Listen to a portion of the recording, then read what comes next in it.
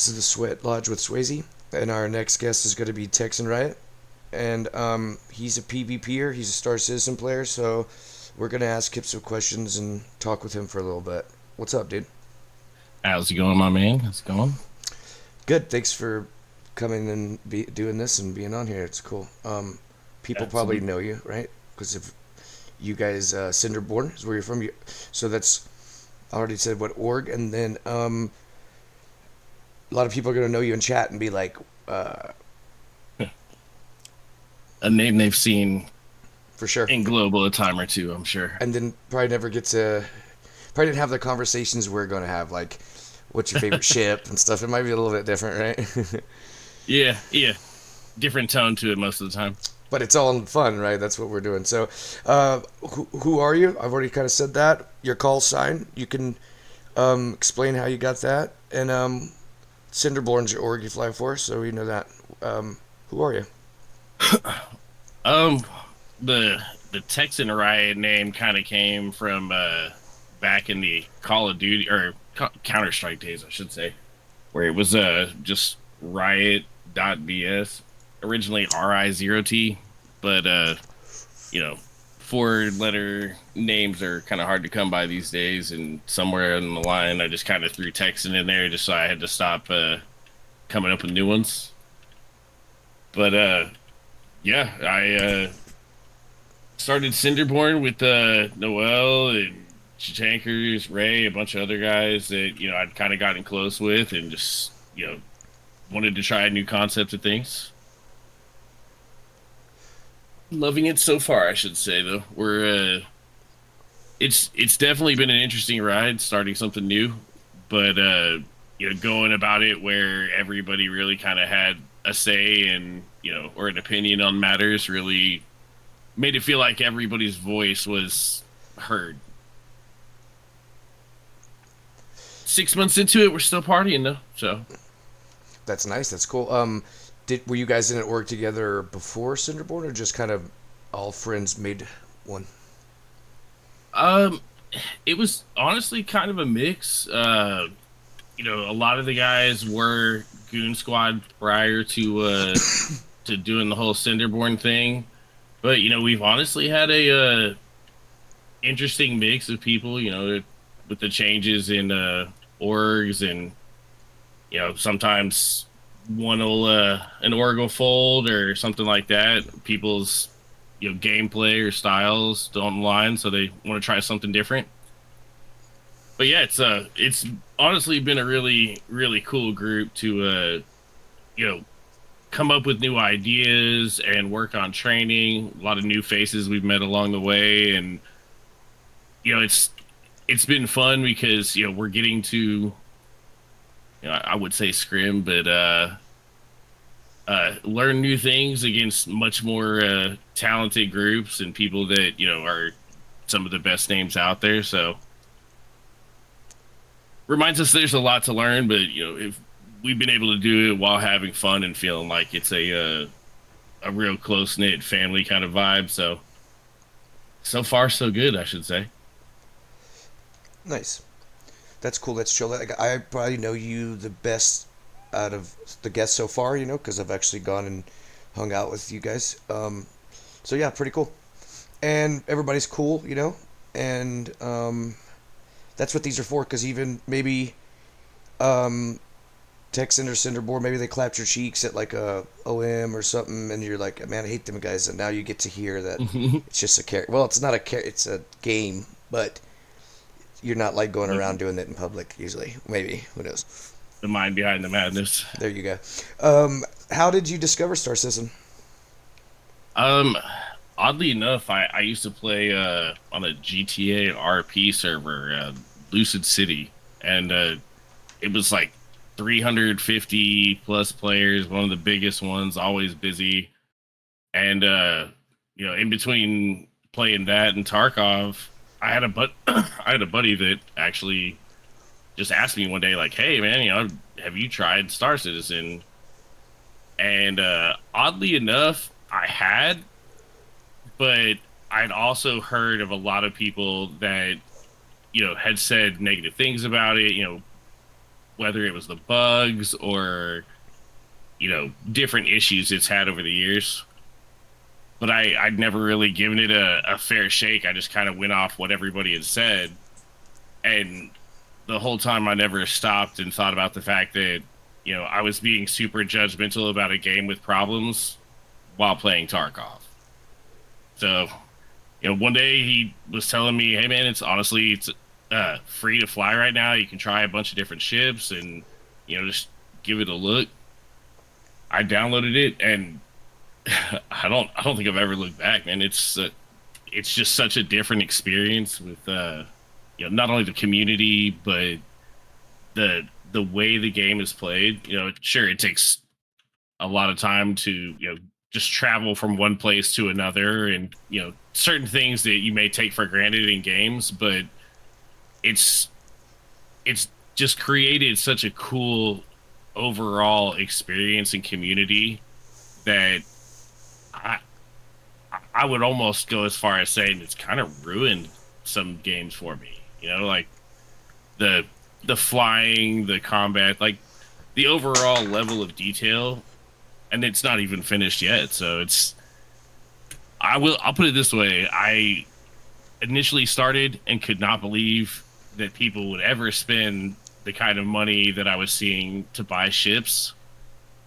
And fast forward a year or two, and now I have a Polaris. So, Right? It happens. And it's like, what are you gonna do? Take it with you or what? Anyways, right? But so, when did you start playing? Like, what patch did you start playing, and what was your first impression after that free flight or whatever? I think it was right before I think it's 3.2, 3.21. I'm not sure exactly. I know Cargo came out shortly after, and I it was strange because even with the bugs and the issues that I ran into, with the tutorial and everything else, it still never felt like a huge hindrance or like it was just completely, broken to a point that you couldn't use it at all. And so that's when I really, started to actually enjoy playing it. And, for a big thing for me was the loading screen. Not having any kind of loading screen, interacting with terminals and elevators, things that just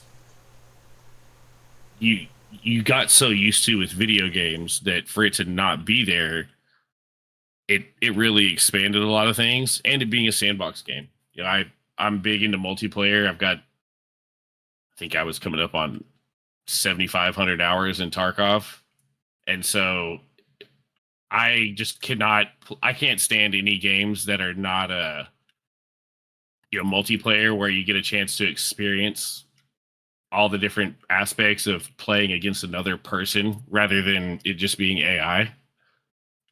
And so honestly, I had tried Starfield out. I hate to even admit it, but Do you love it? I no, I it really felt kind of generic. I mean, even with all the sheer number of worlds and everything, the the lack of actual players just it had no diversity or life to it that you kind of expect when it comes to a really big, open world game like that. And then somebody said, "Man, you got to check out Star Citizen." And it was like, well, I wish I could get my money back for what I spent on Starfield because this shit's been great so far. Right. They have that new mod for I've read about it, but it's like the Star Wars mod for Starfield, right? And it's like I think it's called the Kuiper or Kyber, like the crystal mod, and it's like it overhauls everything to like Star Wars. So it's like that got me interested a little bit, but for sure, like there's like no other space game that you can, especially I mean even in the if you want to, I mean it's not like a story mode yet or whatever, but just like bobbing around or whatever. Uh, there's no other game like it. Like they could release it right now, and it would still be no other game like it, right? Well, and it's something different that with Starfield, yeah, it was cool to be able to customize a ship or, you know, build something out differently cosmetically. But at the end of the day, it's there's no one really to show it to. So it's kind of a, well, that's neat that you did that, but you're still by yourself in an entire universe. And it on Flexing on top of that, NPCs, right? well, on top of that, you got to the very end and it just story kind of looped around where in Star Citizen you could literally be in the mood to do whatever the hell. There are times where I just was annoyed with something or stressed out and wanted to go either, try and catch a fight here and there at, a hot spot like Brio's back in the day, or, even times where it's like, yeah, I'm going to go like salvage or, something different. And it never felt like there was any kind of hardcore obligation to it or, a ton of prep or anything like that, where it's like, man, I really have to have all this equipment and spend all this time. You could really go do whatever you wanted. It's the criminal legal aspect of it and everything else. Not to mention the people you meet along the way. It ends up being a cool, close knit community like the PvP group where, we all talk our shit and compete and stuff like that. But at the end of the day, it's like, guys that are in SM or, Blightvale, a lot of other good groups are guys that I've learned an absolute ton from just because we've worked together. So it's like you can't get that in a single player game where at the end of the day, well, story's done. I guess I'll restart it. Yeah, for sure. It's like for the Squadron 42, it's like, okay, it's a campaign mode or something like that. That's really cool. But it's like, how can, I mean, some people are into that, and then people that are PvPers, it's like, you don't get enough from a campaign and like NPCs, you know what I'm saying? Like even in the PU, like straight poop on all the NPCs in my arrow and like never have to repair for a long time, right? So it's like where it's almost like unless you hit a meteorite or something from them, like the game messing you up, you don't have a lot of and it's like you don't get better if you don't get pushed, right? So I know exactly what you mean. Well, I always just compare it to, a game. If you took the same online game and made it single player, Squadron 42 is going to be visually amazing and probably have, phenomenal storyline and everything. The reality is when it's done, it's done. And I know there are people out there that are, the completionist type, or they, you know, like running stories over and over, or, repeating the same game because they enjoy it so much. But for me, you might do it a second time, but most of the time I've just never really found that, drive to go back and play the same single player game over again just to do it again. Yeah, it's like I've maybe done that with Grand Theft Auto, right? Maybe some of the new plus like Ghost of Tsushima, or how you say it, right? Like those Oh games yeah, that you yeah. could do like the new plus and stuff, maybe like that. But yeah, and Elden that Ring was cool, but it's a single and player. that's yeah for I had the mod for it to try and play the multiplayer, you know, connection thing where you could play Elden Ring with other people that had it, but like all you could do is go through the campaign together. It's like, man, this sucks. yeah, it's like you could I played like some of those just to like relax from PvP, like have like a story thing, but it's not definitely not like the main uh the main thing I'm trying to get out of it. I'm not saying it for anybody else. That's cool. You can play your Squadron 14, do whatever you want, right? Just saying that it's like when you're done and Mark Hamill's done, it's like there's not going to be any PvP in that game. It's going to be like a It's just predictable. well that, or it's like all the your enemies get stuck in an elevator and it's going to be really easy, right? Like, but they got to get that fixed too. Um, you know what I'm saying? Like if every like how like the whole station will be bugged or something, like you can, it's like, can you imagine in a single player server if it has a bugs? Oh Well, and then jeez. then you get the types that, you know, I had a buddy that was really big into Fallout, but him and his wife were always talking about, well, man, we have the a mod for it which has real guns, and then we have this other mod that, and it's like, to me, if you have to take a game and modify it more to get that entertainment value out of it, it's probably not you're extending the level of enjoyment, but more so by force, or you know, I mean, maybe you really do enjoy a game, one certain game that you've been playing for a long time. But for me, I love that variety where things evolve. You can have, base building is going to change a lot of things, and then there's, like when bounty hunting and being able to capture people and bring them back places and things like that. It's going to be a You're going to see constant shifting and changing in the game itself, as well as the economy, and same thing with crafting. It's a lot of exciting things to look forward to. That if the game, if done properly and the execution is there, it it has the chance to be one of, if not the greatest game ever created.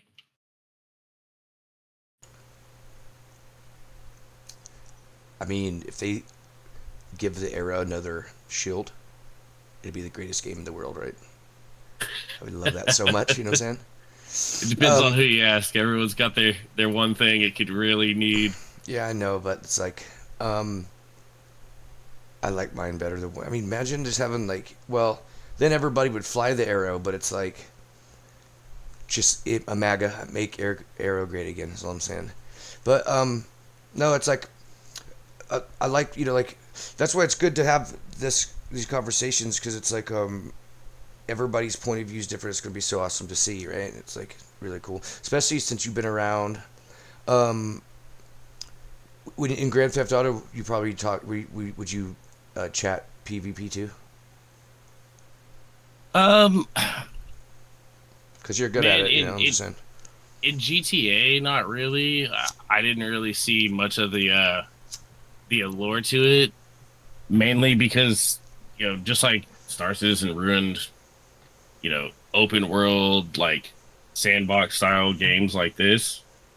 I would say Tarkov ruined FPS shooters for me, just because of the standard it set. After a while, you're like, is this really PvP? I've heard that you had to build your whole set and stuff like that, so there was a punishment for dying. So that's probably why a lot of Tarkov players are cool with dying a lot in Star System. I mean, I personally don't.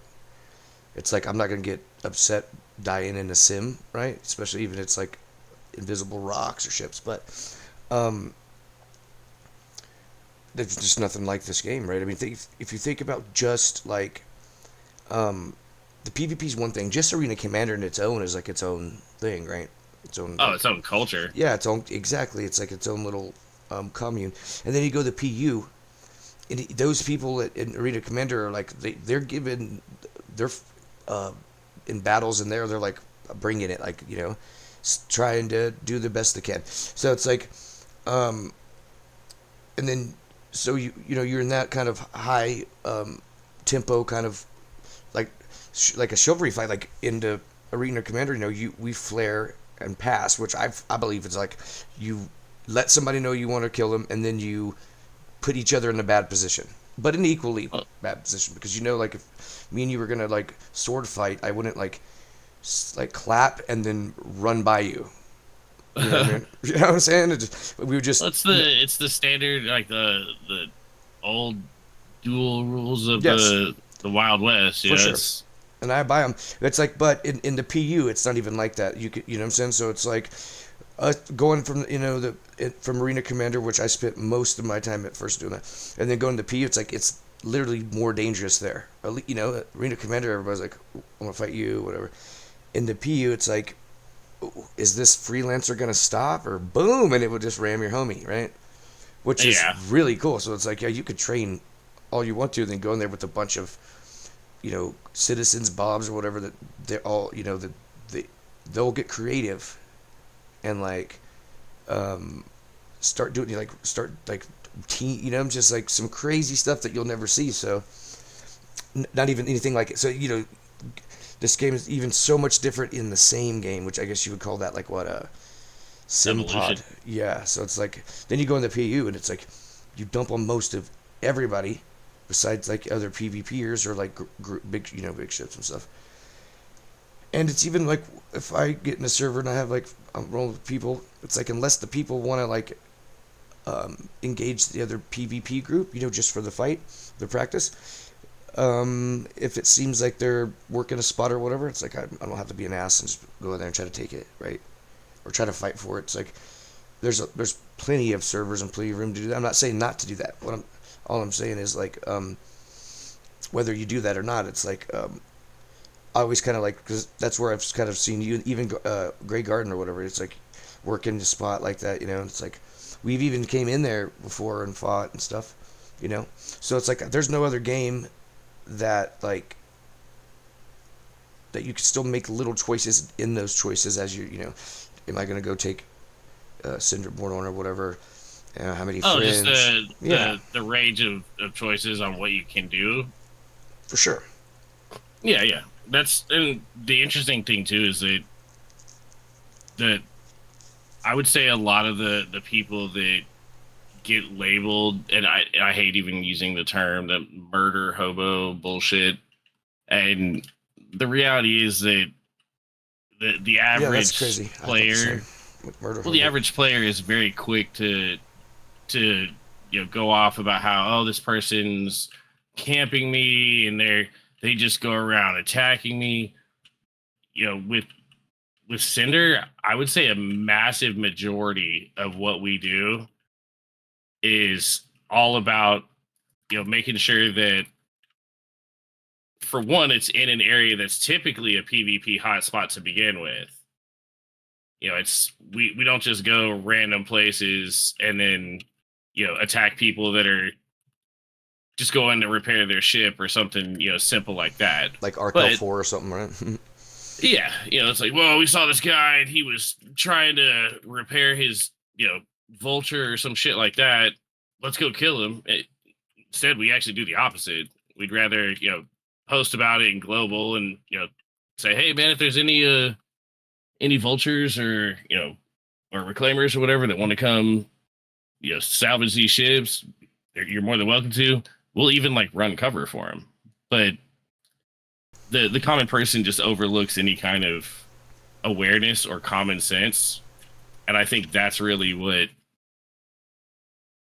what throws everything off. Somebody just pulls in somewhere, whether in Pyro, for example, they go somewhere on a planet, and then a ship pulls up, and instead of having any awareness or keeping an eye on that person or whatever that would be common sense, they just kind of continue to go about their day. All of a sudden that person attacks them or robs them or whatever, and off to global chat, and he just attacked me. And well, were you in a lawless area? Were you in a high loot area or an event area that's brand new? Like, if you answered yes, Were you in a then drug neighborhood, right? yeah, like, it's just interesting because I guess it's like the horror space movie kind of storyline where you always have that one person that's like, we should go on board this ship, maybe like they're friendly, how do we know? And it's like an ominous black ship that's like floating in dead space. You said It's like, horror, but yeah, I know exactly what you're talking about. It's like we're all gonna go in there and search it, and then they well, get look popped. at fucking Alien. They're like, look at this egg thing, let's stare at it. You know what I'm saying? Like depending on your religion or where you come from, it's like you get the final frontier is no joke. If you're out in space and it's like some shit hits the fan or whatever, it's like don't make me backspace this ship. And what I mean by that is like I'll detonate. I'll tell you, alien. You want to jump in the ship and try to board us and shit like that, and we can't. Imagine us in like a hallway, pew, pew, and they start to overrun. I'm like, blow it for the Empire or for whatever, right? Well, those same people, like, they would have more common sense and awareness and more logic to not go down a really sketchy alley at like late at night that's like dimly lit, or whatever. Hmm. And they would be like, "Hey, this seems like a poor choice to venture down this alleyway given the situation." And Hmm. and Yep. instead, they they're just oblivious flying around in space pretending like everybody's your friend. It's like, Yeah, they're all yeah, howdy, you'd be good one of the neighbor, and yeah, it's like you'd be boom. one of the first people to die. Yeah, and they're like, "Oh, why'd you kill somebody in a vulture, you griefer?" It's like, what were you doing locking me? First of all, have you noticed that? PU players, like, bobbers, citizens, or whatever, they will target lock you at, like, when you jump into OM1, and they'll lock you and then off. It's like, that's an act of war, kind of. Or is that just a PvP thing where it's like, when somebody locks you, it's on? Or do you think that, like, if you pull up to OM1 and you target lock somebody, what do you think that is? That's aggression? I I go off. I usually like to give people the opportunity. I mean, if you're prepared enough as a pilot and you're used to dogfighting and getting attacked, you have your flares preloaded to a higher amount. You've got your power settings and everything set the way you want it. So that there's a big difference between that yellow lock and that red lock. So if somebody does, especially with a lot of people that they do a lot of free flights and people get invited or gifted shit, they're flying around. The reality is, like, I try and take into consideration that if I had been brand new and just gotten my ass beat left and right, where it was like everything I did I was getting killed with no assistance or anything like that, I would not have stuck around. So it's kind of That it's a pay it forward mentality, I guess, where you know if you're more considered helpful, those people might want to stick. Hell, Junkies, who's a phenomenal pilot, dude's grinded hard and really, ask questions and put in the work. He's absolutely killing it. He's been PvPing for a month and a I half. should have him So on here like, if you think you would do that. oh, absolutely, yeah, he's a good kid. Real smart and asks questions and soaks up knowledge like a damn sponge. But literally, I met him when he was trying to buy weapons and a loadout for his saber, and I was like, yeah, these components, are you sure that's what you want? And Saber like being. kind of gave him some advice, and fucking you know next thing you know, he's like, yeah, man, you guys, like, if you have any more weapons, or if you guys ever need somebody else, it's like, dude, if you want to come check it out. And that's the other thing. Most people, if they didn't just talk shit and get mad, that's that's what most PvP orgs look for, is that person. Hell, one of the recruits that that we picked up, this guy came back 5 times after getting killed, and finally, I forgot who it was. One of the guys said, "Are you done yet?" And he goes, "I don't know how to beat you, but this is so much fun. I'm definitely coming back." And it was like, you know what, dude, you want to come in here and kick it? Like, he had a good outlook about things, was having fun even though he was dying, and just was enjoying the dogfighting aspect of the game. So it's like it's way too You easy to stomped him learn the so core bad you're like, basics. come over for dinner and to chill and watch some movies, huh? But the reality is the core basics of flying and the mechanics of it in Star Citizen are far too easy. I mean, granted, there's a lot of shit that's not bound to any keys or that people even know about, but not taking the time to even look through it or asking questions is not an excuse to get mad and global and rage out. So like, if more people ask for help or like, hey man, like, I want to get better at doing that, they would find that the PvP community is super fucking welcoming. They recruit, Like, dude. You know what I'm saying? They're trying to yeah, look for like some people. we're not like a closed door, like you can't come sit with us kind of thing. But It's like when you it's call us griefers, when I don't understand the thing, because that's not what that is, right? It's like a griefer would be like, I griefed when my grandma passed away or something, right? You know what I'm saying? well, You can't grief me because that's only I can grieving. grief. You can't be griefed on. You know what I'm saying? No, that would be grieving. Like, you're grieving the loss of Well, but that's the a thing. But it's grandma. like, okay, But so I have grief, grieving like itself, I have grief from my grieving dead itself grandma. can't happen. No, no, great griefing itself can't happen because you're Explain to causing me. somebody else. You're causing somebody else the stress or unhappiness. Now, it is Should very we switch the specific word? though. Yeah, should we just switch the word maybe? No, I think it's fitting, but it's also it needs to be understood more by the general public. I don't know the best way to go about informing everybody, but SIG's even come out with announcements before where you have to really be actively hindering somebody's ability to even play the game, and it has to be like that. That would be me going to say your home was Grim Heck, or no, we'll call it Checkmate. You can't reset your spawn to anywhere else. Every time you left, I'm ramming you in the hangar with my Aegis. And then, on top of that, we put a bunch of broken up ship parts in front of your hangar so you run into that. And then, Oh, that's a dirty once trick. I like that. doing something like that where somebody literally cannot even leave the hangar or do anything, where, and I mean, like you're doing it repeatedly, where it's like, for me, I'd say I have the standard pretty low. If you do it 2 times, honestly, if you do it once, you're still a dick in my book. So that's But behavior of what kind of player? That not really that's not a PvP player, but that's more it's of not a the added. PvP person. That's just a piece of shit. Like that's Right, not even the thing is like people would say, "Oh, that person's trolling." Trolling is like roasting. It's a funny. right. It's an art of like talking shit or being a smartass, but also doing it where it has some kind of like substance or culture to it. It's not just being an asshole and going about things that way. Where I GN, I don't want to drop names about specifics or anything. GN got, dealt, I think he got dealt like 30-day suspensions or something, where they basically they were killing players that were in Armistice Zone at like Area 18 while they were out of the Armistice Zone. So, I mean, on the kill tracker, you would see the C8R Pisces, and it literally said like Pisces tutorial, which I didn't even fucking know was a thing.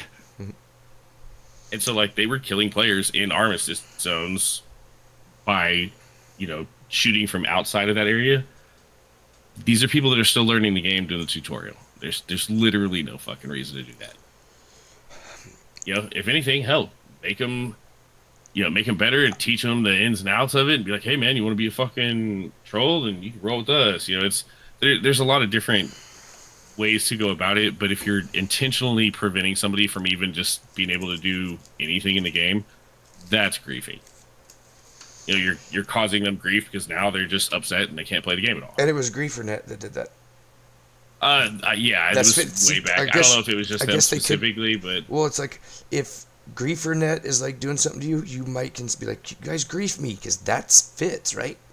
I wonder if well, like they're they very good started at it. dancing the line. I will say that. Like they're honestly not a bad group of guys. They've never wronged me or anything like that, but they are very good at flirting with that line of going too far and not actually breaking any rules. But the truth is, it's kind of if you're gonna set up something or do something on the internet and you're like expecting it to be really good, you also have to plan for the contingencies and say, well, what would happen if it went really bad? So when people are like, oh, we had this big, the what was it called, the Daymar rally that they do, that every single year, GrieferNet tries to show up and disrupt it or cause chaos.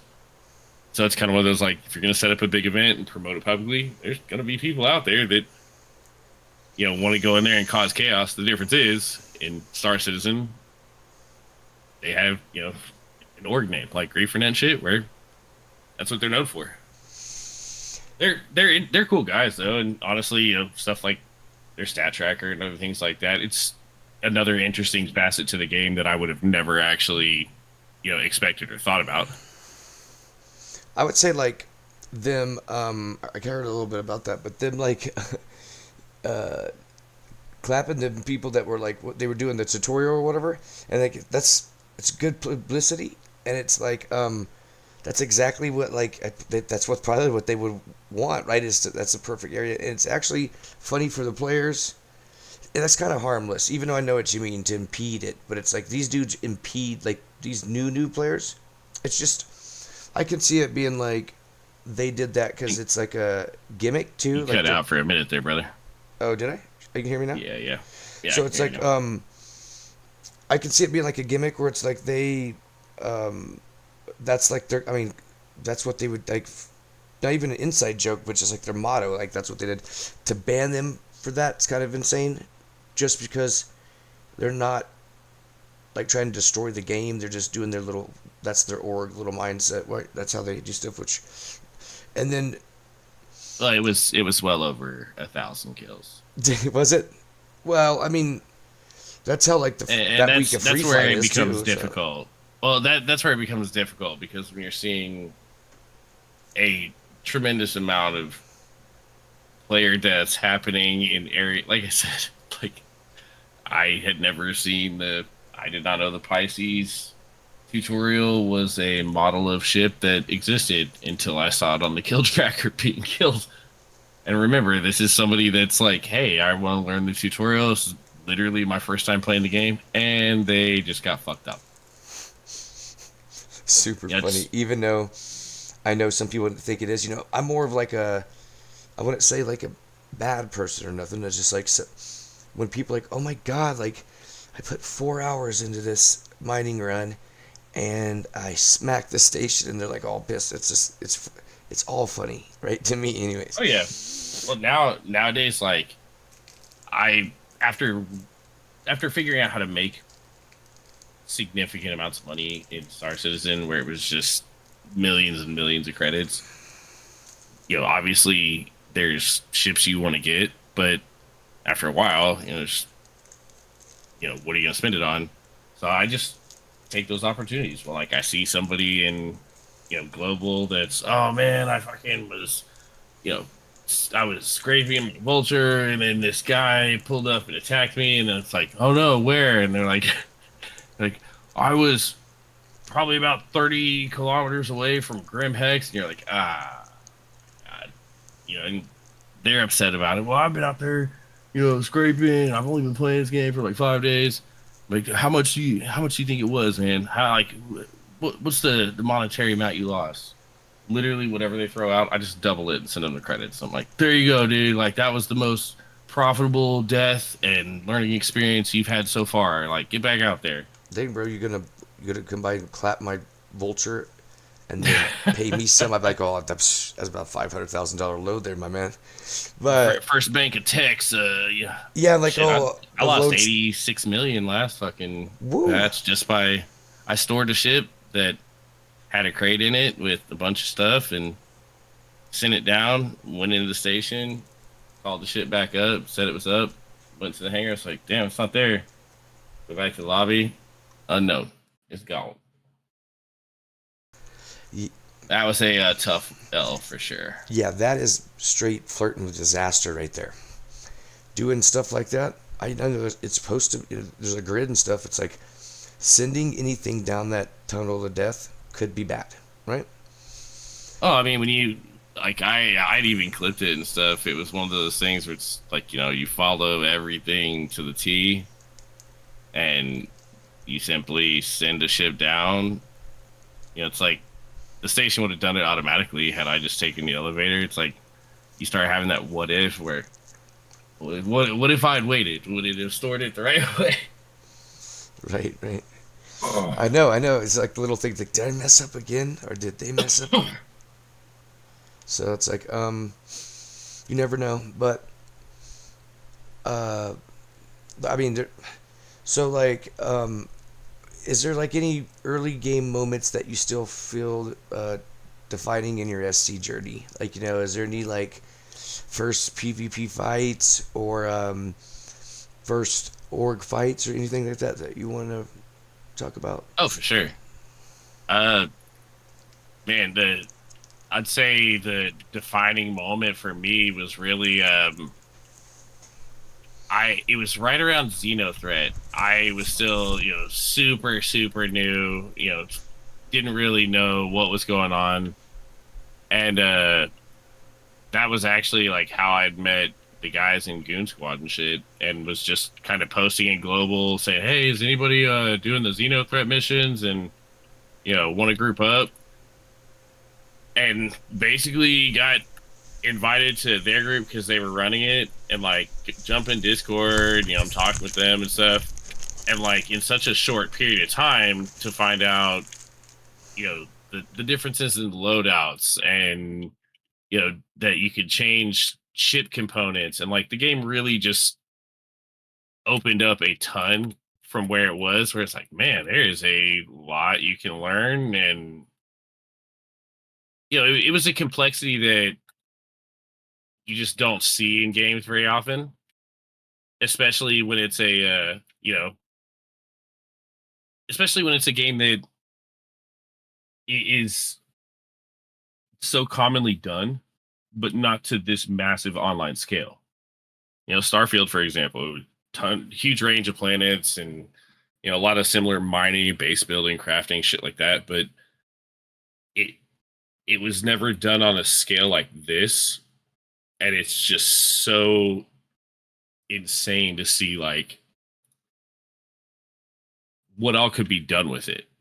Like the once you see changing ship parts, and I mean, hell, it was the power triangle back in the day, but seeing the different ways that you could assign power and how it would affect your ship, and lower power levels making your ship boost differently. It was like, holy crap, this is like it really felt like something that had substance to it. And from there, learning about countermeasures and different guns and stuff, I had just been getting my ass blown up over and over in my Cuddy Black. No clue why. But, once all of a sudden it was like, man, this is fucking cool. Like, I want to do more of this. That's funny. Yeah, the one heartbreak about all that, I never actually finished the final or like fourth part of Xenothreat, so I never got the F7. Yep. I had done most of it, and I was super tired and was just like, whatever. I'll finish it tomorrow. And the next day it updated and it was gone. So,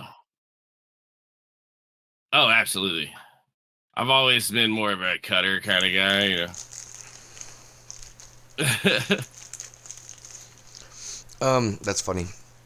I always think Harold is like all dick no balls, right? Just a freaking slamming, just hauling down a hallway. Um, that's awesome too. Yeah, I mean, I'll have to think. I like an early game limit too. That's a good question. What's your favorite patch in Star Citizen's PvP history, and why? Since you said you've been here since 3.2 something, so you've had what, Yeah. two of them Yeah. flight models? Well, there was, Pyro, and then they've added a lot of new stuff. I would say my personal favorite so far has really been the fucking addition of the worm and the whole, you know, event slash content surrounding that, where it just seemed like something that was so, it required logistics, it required, you had vehicles you had to bring, or you could bring.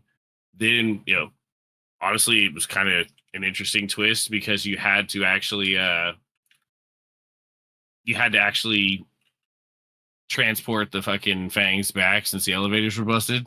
So like yet again, there's another aspect of it where it's like, wow, this is really cool, that something that doesn't just feel like a run of the mill, oh, just another day moving boxes, and you know the basic kind of core content that everybody's seen and done a million times. This had a ton of different things. We had air support, we had people transporting the fangs, we had people that were you know using the icties. It just had a lot of diversity in it, instead of a singular role that everybody kind of had to play. A little Yeah, something for everybody, I guess you could say. yeah. for sure. Um, which ships, loadouts, tactics, or compositions are the most fun to fly? So like, and I mean by comp, it'd probably be if you have like what's called EMP ship or something like that, right? Maybe. So Um, I mean, you you said you flew the Cuddy Black, but not anymore really in the P. What kind of ships are like some of your favorites?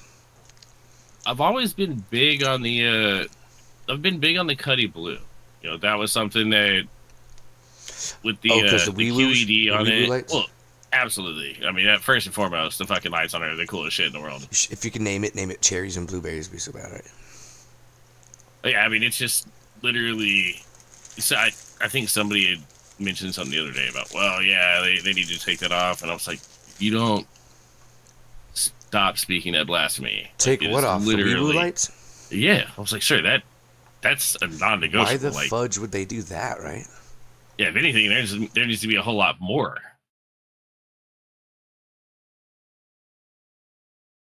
But that's something I'm that thinking like a big, like the old school 80s or 70s, big square lights on the top. Boom, oh boom, yeah, boom, right? the fucking red and blue twirlies. But yeah, it's something that if they really did it right, once bounty hunting comes out and there's a lot more like, you have to capture people and bring them back and all that fun shit. That's when you'll see ships like that really come into their own. But I'd say Cuddy Blue, the Saber. I've always been big into the Saber. Just Saber I game. love the classic lines and styling of it. But I'd say right now the hardest part is there's not a whole lot of variety as far as what you can run. Stealth components are good, but it's mostly for the signature. Versus the kind of stuff that you'd see where it's military grade, where it's you know the issue now is you see industrial parts that are right up there with the same kind of numbers, and Mm-hmm. it the components obviously haven't been completely fleshed out to have a lot of diversity in them yet, but I'd say primarily military with some stealth parts sprinkled in the mix depending on what kind of goals you got. There you go. Weapons are tough. The the laser repeaters, it's hard to go wrong with those. I have always liked the NDBs, but they just when they're not doing the same kind of numbers and getting you the same kind of results, it's going to be tough to justify continuing to stick with them.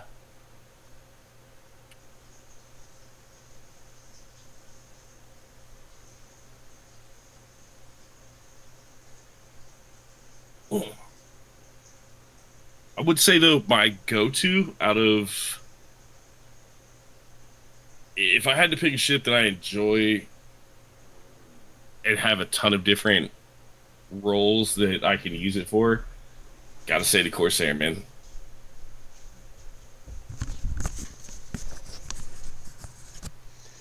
Okay. Um, I think I lost you there for a second. You're still there, right? Yeah, yeah. Yeah. So this is a good one too. Like, did you ever have a like a? Well, I know you have by now, but did you ever have a rivalry, org fight, or clash that you'll never forget? Um, I mean, more. I guess to be 100, the most memorable one would probably be a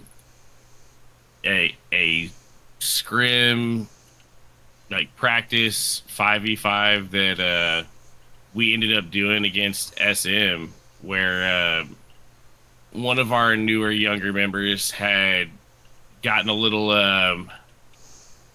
he'd gotten a little tilted about getting killed a couple times by Virgil and some of the other Shadow Moses guys, and he took to global and just started running his mouth, and you know how that goes. And didn't realize who he's talking shit to, what he was really provoking. Well, we ended up joining Blight Veil will do an open arena commander kind of thing where like basically orgs or can show up, or even if it's a solo person or two people or whatever, and just basically jump into different scrims and have fun. And it's honestly a fucking blast. Well, Yeah. basically he had provoked SM saying some really ignorant shit and just calling him names. You could tell he was just fucking raging out. Well, when we had joined into the channel, Virgil and a bunch of the SM dudes joined, and like, oh, what's going on, man? They were like, we'll fight Cinderborn first, and one of the founding principles that we created, Cinderborn on top of was we're not going to run from any fights. We're not going to turn down fights. If we lose, then take it as an opportunity to learn from it rather than being angry or raging out or making excuses. And that was a test of our commitment to that belief. So we hopped in there, and it for one, it wasn't even like the guy who had said all this and kind of instigated this whole shit show. He wasn't even there. He wasn't even like online at the time. So it was five other people in the org that then got to go in the AC, and we got the shit kicked out of us. I think it was 6,000 to 1. Mm. It was pretty brutal. But it was a moment where, for one, I feel like we probably Was y'all talking crap to Virgil or what? He'll get all mad no, and I mean, stomp. at the very end of it, we all basically, we went in there, said like, hey, nobody talk shit, just say good games, and let's keep going and find some other matches. That's what we did. And like initially when we went in there, Virgil, he said something about, well, you guys don't mind if I film this, do you? And we're all shit talkers when it comes to the PvP community and shit. And so I fired back with, well, yeah, only if you have a face cam on. It's kind of a little jab at him using a hand cam and stuff like that. But even after the little back and forth there to start everything off, it's still, we all joined back in the channel after the match was over. Everyone said good game, and that was it. Like there wasn't any, oh man, you guys got fucked up, or oh, man, you guys only beat us. It's okay, man, good fights, and that was that. And like I think we probably gained a little bit of respect that day from a group that's one of, if not the best PvP orgs in Star Citizen, for showing up, taking our fucking licks, and not freaking running from a fight. It definitely was Yeah. not a fun experience, to put it that way. Well, I mean, it's all fun, and even if you get the chance to fight them, it would probably be cool because if you could learn from it too. I've heard it doesn't go well for people to get clippedy clapped, but Well, um, they honestly, after getting into the PvP community and meeting a lot of new people and all the different orgs and shit, I will say that like it's not it's not as like restrictive or like we can't share the knowledge with you kind of thing that some people had kind of portrayed it out to be, to me anyways. And I was really surprised to find how many people were very welcoming and like, hey man, if you ever want to learn, like, hey, I can give you my settings, or if you ever want, even things like recording, clips and having org mates or people review it, and give me, yep, critique it and say, hey, you could have done this better, or you for could have sure, done that better. It's like, some of the best. wow, this is really cool. Like, never even would have thought that was a thing. Yeah, those are the best, and sometimes you might not know exactly what, and then they can help you with that. It's like no, and it's like you get in the orgs like that, or the good orgs like that, and it's like don't want to see like you start you finally start getting good and you'll start winning. It's like that. Show us some of your, some of the fights that you lost, so we can help you with that.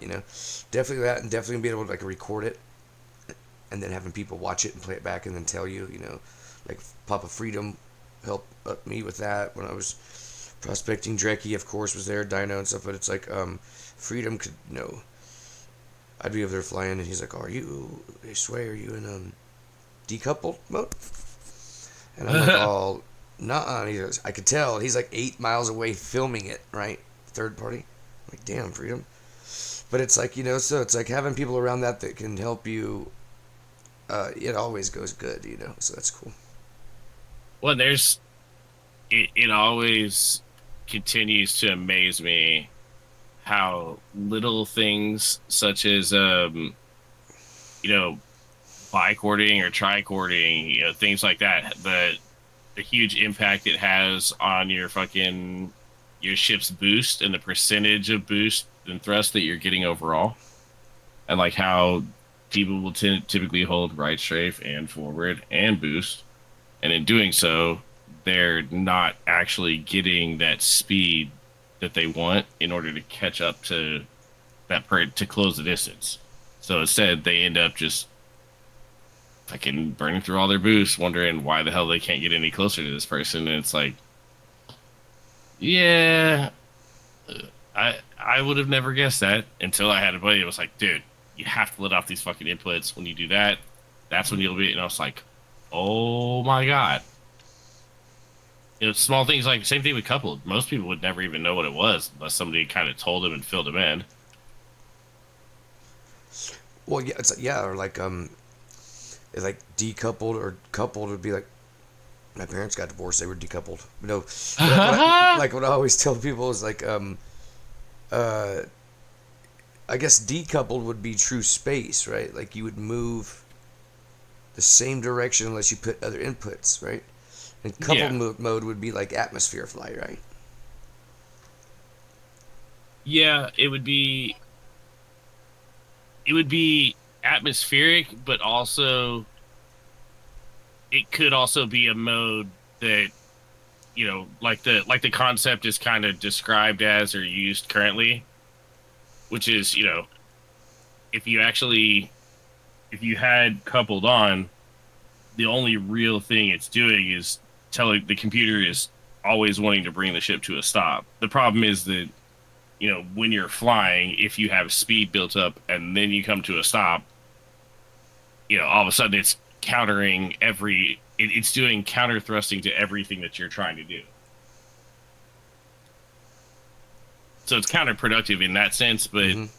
it does it makes sense why it would be a an option. It would honestly suck if you had to fucking try and figure out how to do, get your ship to constantly stop because you're battling it 100% of the time. Yeah, it's like I could. Anytime I do use it, which is rare, I use it to like pinpoint to the merge, right? See if there's Hmm. like a team fight going on or even 1v1. I'll use that coupled mode just to go pinpoint right to their nose, and when I get close enough and I want to, I can go to decoupled and then orbit if I need to, right? But I'm trying to Yeah. jack them up as I go by, yeah. It's good talk. So these are good questions, I think. So, we'll move on then because those are good. Those are good questions. Good answers too for sure. What's your favorite? Well, we did that one.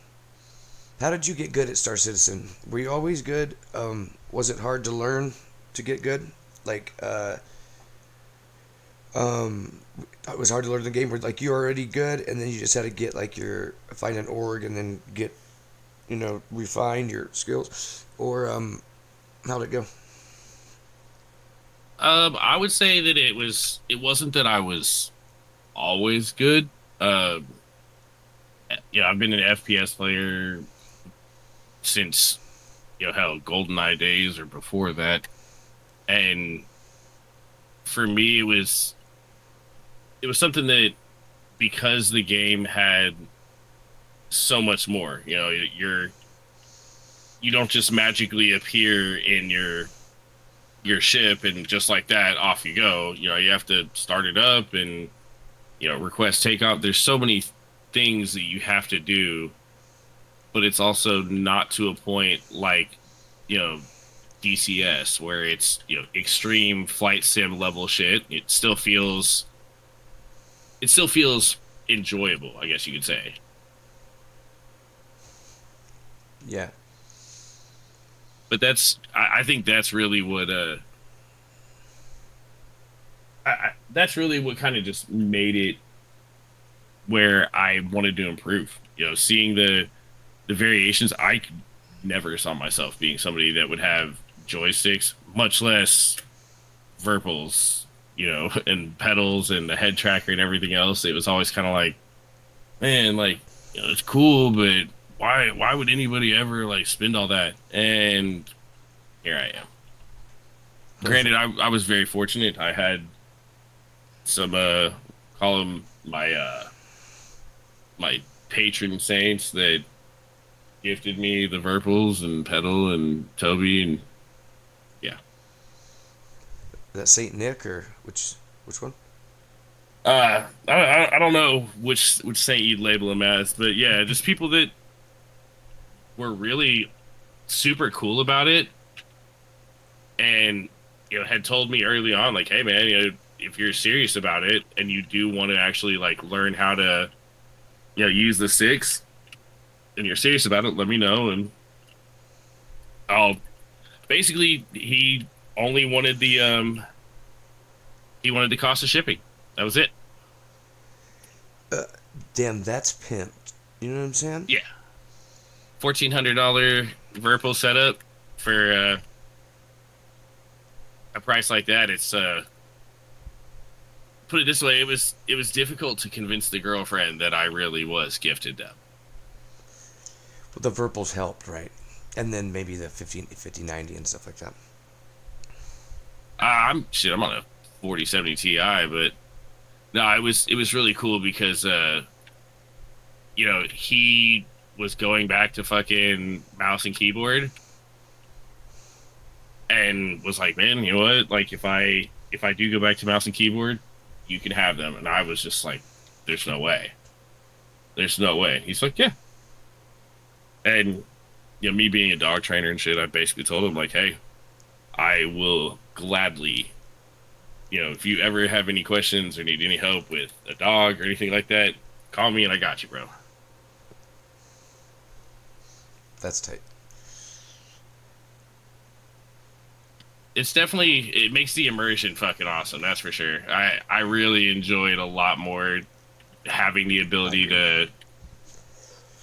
to control a lot more and do a lot of the finer controls and settings and stuff like that. The head track is awesome too. Yeah, which one you have? Toby. Shout out to Toby. I don't have one yet.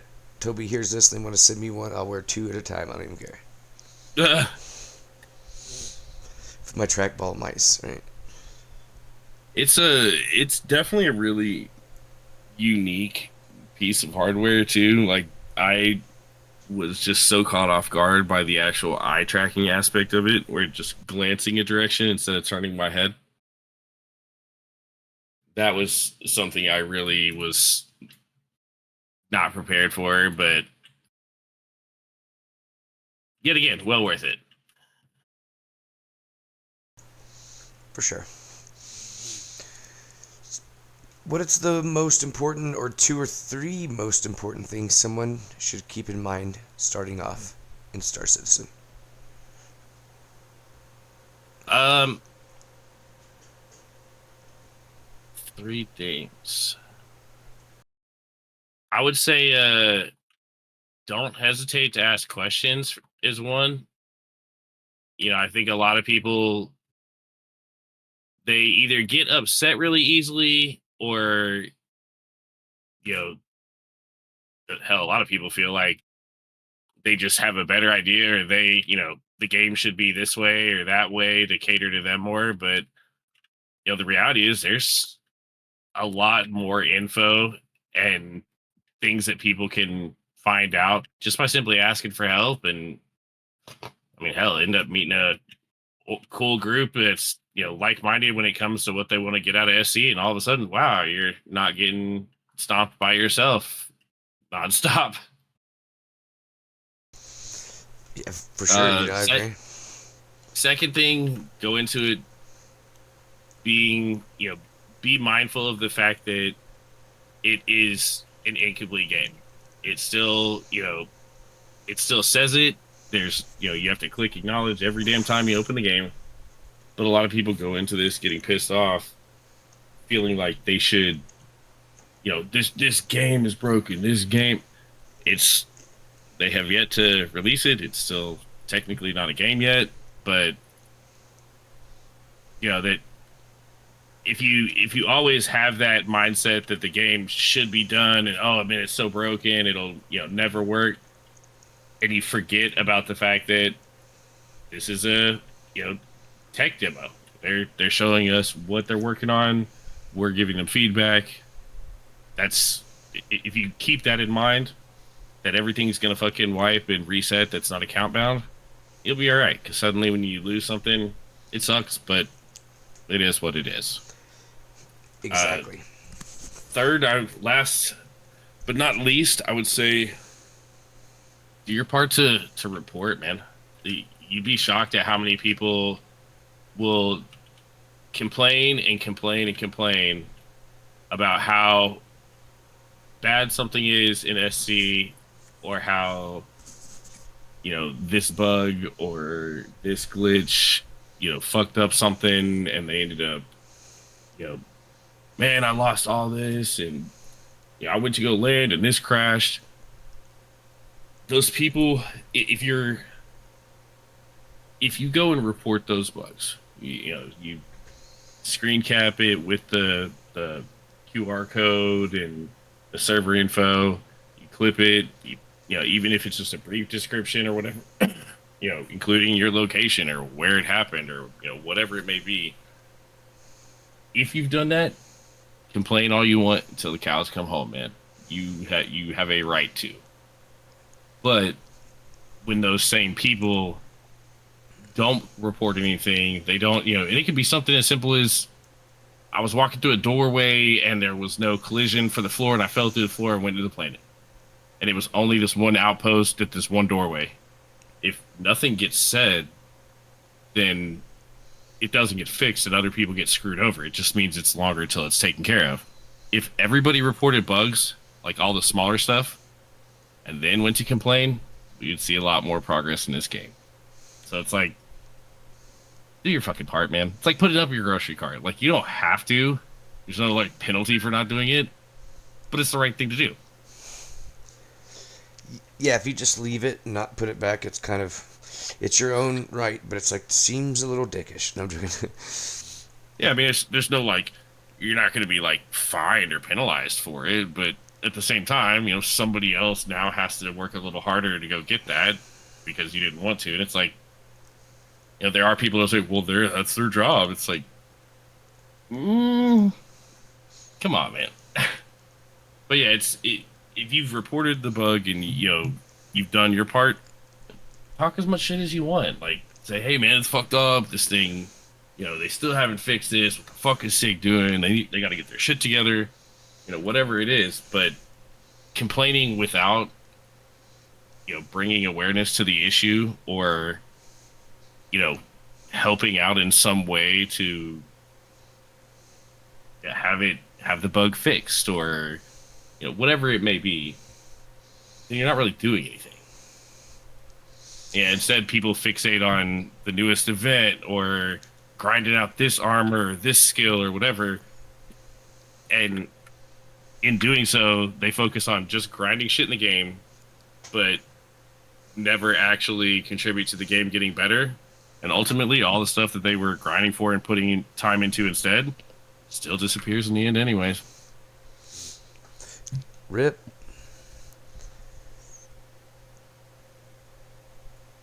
That I mean, that because it Tarkov does. PTSD. Yeah. Everything wipes. It'll all disappear. Use it now while you can. It's like I have some like really cool armor that I don't even wear outside of the terminal. I just look at it because it's like, you know what I mean? No telling what could happen to it. It's Well, and just fun. the issues they were having with people using exploits and stuff, that that was pretty shitty. Because I mean, like seeing the actual footage of people having it like their gear stripped off of their body, where like they just, next thing you know, they were standing there just their underwear with no gear, and it's like, okay, this is it's not just aimbot That's or straight robbed, going. huh? Yeah, it's like they're literally just taking shit from you, and I was like, man, I was like, I was just running around in fucking generic cast Morozov for fucking the last 2 weeks, but it You're really like was kind of nobody like, touched me, you know. well, it was so annoying because something like that happening, it's just first off, like you got to be a special kind of stupid to hack or cheat in an alpha, like not even a beta, just an alpha. But yeah, stuff like that, it's really hard to see because for one, it's super detrimental to the fucking community. You got people that are either new or still kind of learning the ropes, or people that are just coming back. You know, finding out shit like that's going on. It's not really gonna motivate anybody to stick around longer. Did the people get their stuff back?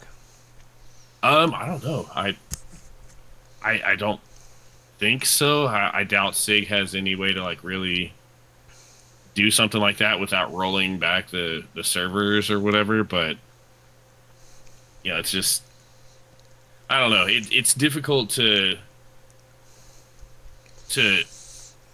see it first, like when you're new. Everybody has that first big loss where it's like, oh my god, I just lost a ton of shit. For me, I'd refined a bunch of like gold and Terranite and all this other shit. Like my first time trying out mining, went and picked it up and was like, okay, I'm gonna go sell it at Lorville. Lowered it into the hangar. Hangar turned fucking see through. I was under the planet. Then I blew up. It was like, oh damn, like that sucks. I love that. I love when that happens. Live and learn though. You can't get mad. It's all, you can't. I love it when that happens, but it's like, you can't get mad. Um, it happens, right? So now let me ask you: why don't you give them a couple pointers on if they want to get good, like in the PvP side? Like PvP is in just 1v1s or just overall in Oh well, general. just if just like a kind of a beginner is going to start in PvP, like reading whatever it's going to be. Um, Um, some get good pointers. They're just starting off. Learn to fly decoupled early on, so you have a lot more confidence when it comes to operating your ship. Um, Two, take your time and don't hesitate to ask questions, or you know there's plenty of help out there. So not asking for it, or feeling like going into the PU and or going into global and complaining about how the game is not this way or that way. It You're never going to improve, and the experience ultimately is not going to be good. But there's a whole wealth of information, including a lot of people that really enjoy teaching.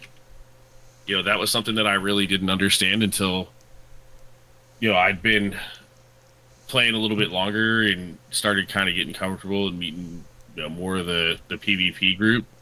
And that's when I finally realized, like, oh damn, there's just because you're not in the same org with somebody doesn't mean there's no way that you can improve, or that they would just like you know prohibit you from like actually getting better.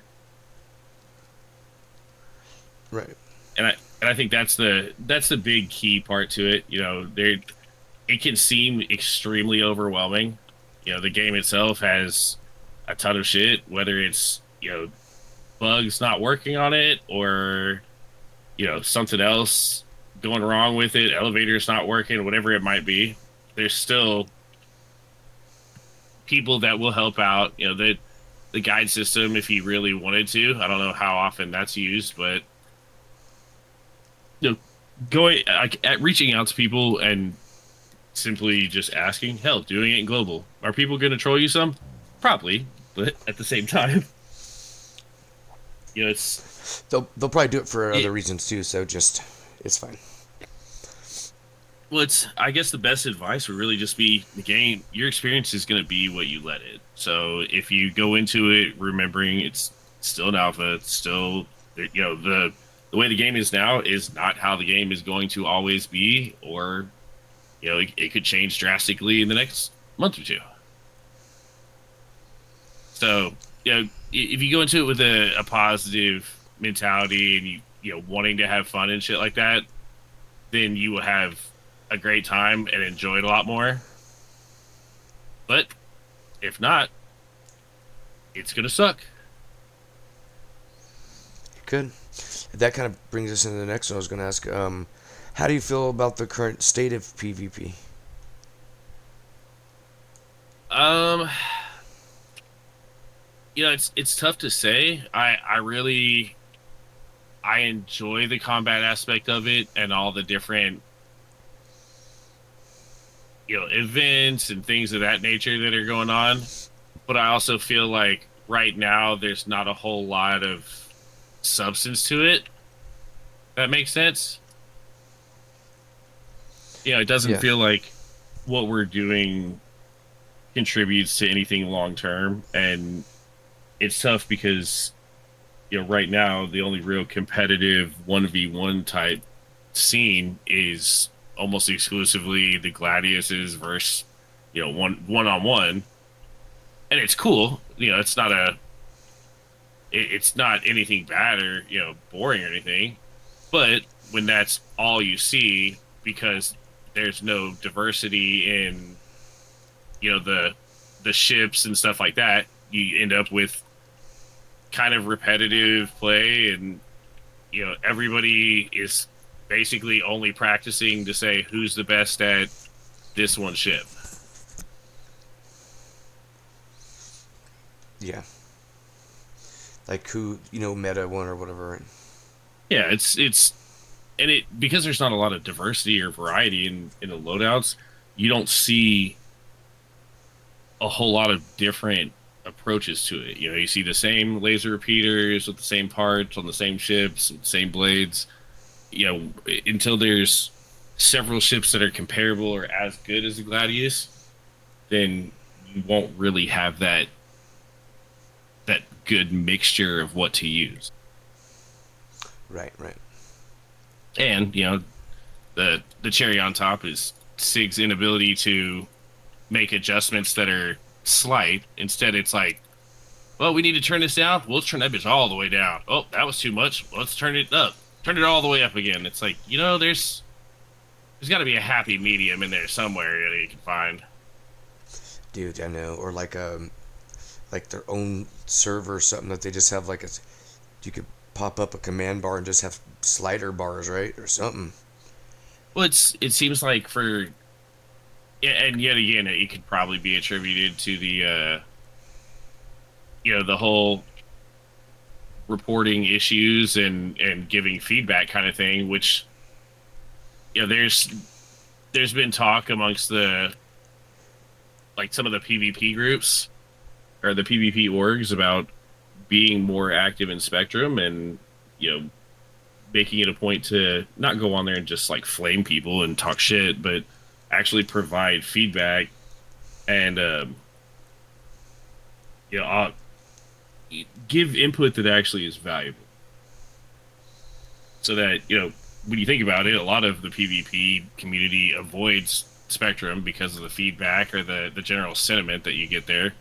But if none of us say anything or speak our mind, then how the hell are we gonna have any kind of changes that we want to see? Yeah, exactly.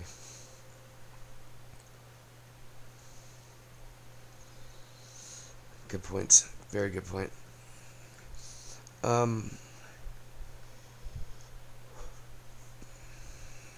what do you think that's working the best, and what do you think that desperately needs healing, like balance, mechanic, bugs in the PvP?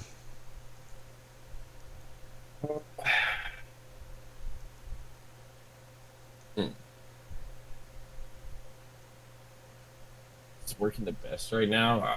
I would say I like the balance in for the changes recently with missiles being tuned down a little bit, so they're not you're not one tapping somebody in a ship that you know I I've literally hit a Connie before with one size one missile and like pop the driver.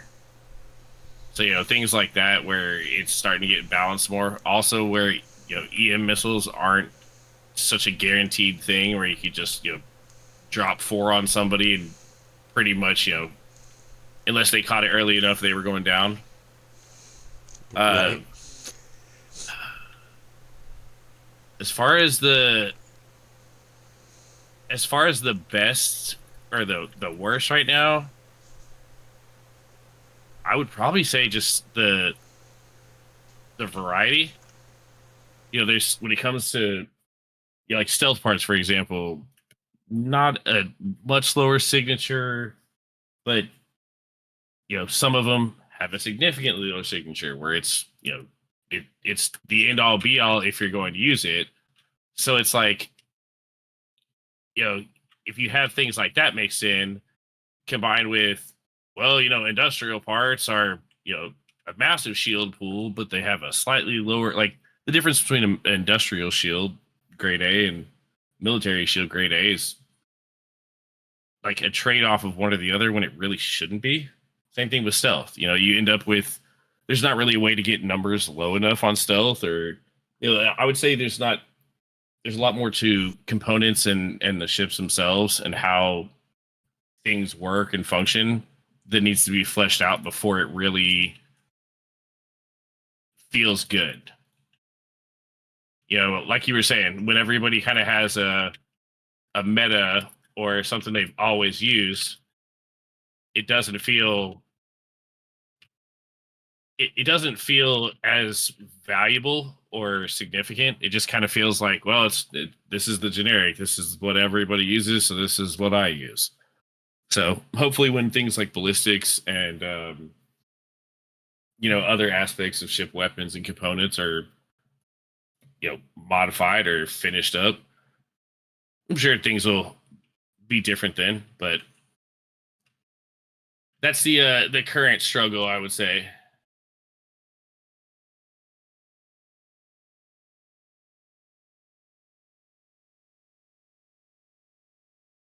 Oh yeah, yeah, they're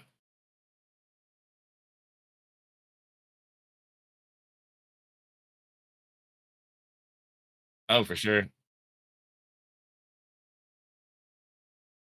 Oh, you're talking about the actual. Okay, I thought you were saying like their rendering engine Vulcan. Uh,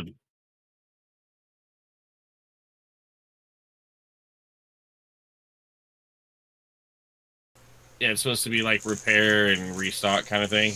Yeah, it's a Vulcan. It's supposed to do. I think it's supposed to do ammo, and then maybe like repair. I'm not for sure about that though, but it's like that would be pretty cool. Like you would have it up in a space somewhere that, away from battle, and you can just jump there and to get ballistics. It'd be cool. Maybe they let us have more of them, a little bit more damage, and then you could refill them like that. That'd be pretty cool, right?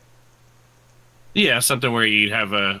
I mean, I'm sure ships like the Polaris and others might have something similar down their line, but it's something where you had a rally point. But ballistics and other things like that, the way they've talked about them, it sounds really cool with the concept of like, man, you could really have a if somebody's shields are down, then you could use ballistics and really do work on them, and it's like, oh wow, that's actually like it actually has a utility. Whereas, I mean, when's the last time you saw anybody use a combination and be serious about it? Right. It's like you don't see it every day.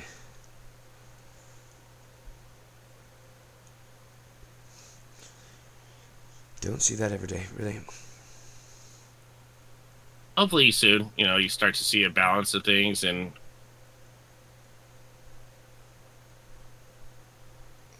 That'd be awesome too, yeah. So what's your dream PvP feature? Ship or system Star Citizen hasn't added yet. um, I would say probably the whole bounty aspect, capturing people and like having to take them somewhere. I mean, Oh, in it's the Cuddy Blue, yep. well, Cuddy Blue, Mantis, other shit like that. The hard part is, that's an entirely new can of worms to open as far as making it function and you know people not just closing out of the app or whatever just to like avoid being taken to jail somewhere. Yeah, that's y'all quit doing that, right? That's messed up. Well, it's eventually I'm sure they'll have something they want to put in to prevent that from happening, but it's you know whenever you start to deviate or think about new ideas or suggestions, that's when it's like, well, you got to be careful because it is very easy to have a new idea and have it just be like sounds very simple, and then the execution of it is much harder than anybody thought. One example is the Merchant Man. A lot of people look at it like, dude, it should have been, it shouldn't be that hard. I don't understand why it's not out yet. But those same people don't realize that you know the Merchantman requires other people being able to have vendors on your ship that you can move around or do shit with, and not like be not just take their stuff or have it bug out or their inventory disappear. It's like there's there's still more to it. Right, right. Which, if I mean, Story of Star it'd be Citizen, though. really cool though, right? I mean, Oh yeah, I mean really cool. the Merchantman and a lot of other ships just have such a cool concept as far as what you could do with them, or the utility of them. Same thing with like base building and stuff like the Endeavor and shit. Those are gonna be awesome. Yeah, I I'm agree. grinding now so my grandkids can enjoy the fruits of my labor.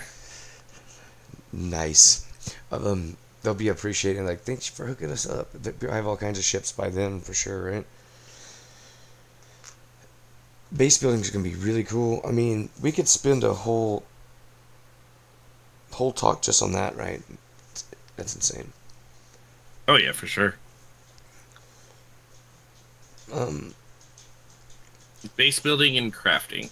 well, this might touch you a little bit. It's like, how do you think that org wars, bounty systems, or reputation should evolve? Like in the PU org wars, right?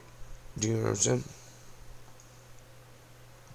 Yeah, like declaring wars or something like that. Even like maybe if Cinderborn took, just for example, Kovalek shipping hub, and then you hold it for a certain time.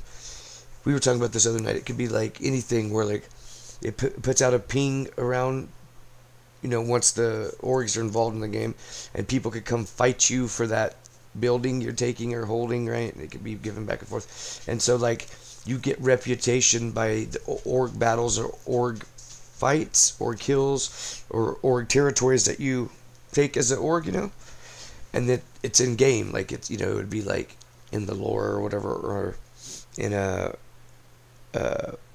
what's it called, like a points board or something. Do you know what I'm saying? So it's like, Yeah. how earlier you were talking about like, yeah, there's not a lot to get out of it right now. Well, rivalries and stuff like that. But this would be cool. So like the org fights actually are recognized by Star Citizen, and like the reps good or bad, and it's like the longer you hold places, especially when you go to base building, taking their bases, whatever it may be, it could be really cool, and then it could be more um, available for people to see and watch. You know, maybe even more available to like an orc can get a certain rep and then be like a Xeno threat event or something where it's like one of these top PvP guys. They're the ones that are fighting during the event or something. You never know. Yeah, I mean it's. I think like if it was something along those lines, it would probably come down to like I don't know if you played like Ultima Online way back in the day. There was it was kind of it was an MMO and basically it had a faction system where there was I think three or four Shadow Lord, True Council of Mages. Yeah, I think there was three, and the factions could have towns, and once they claimed control of the town, then they could use it for upgrades or like org banks or all this other stuff. But the problem is that you can't really do it on a scale where it's individual orgs owning it because if it's going to be across the server, because remember their ultimate goal is everybody on the same server. So like whether or not that actually happens remains to be seen. But you know if that's their goal ultimately, then it's going to be very very difficult to have so many different orgs all trying to have control over this small area or that small area. If it was a faction system where like, hey, we joined the kind of like what you're seeing now with the newest event, like the cargo thing, where it's like, oh, okay, like I'm doing it to help out Hurston Dynamics or doing it to help out Crusade or whatever it may be. You would do the same thing where you joined and tried to help your faction versus having it be each individual org with the sheer number of orgs that are in existence.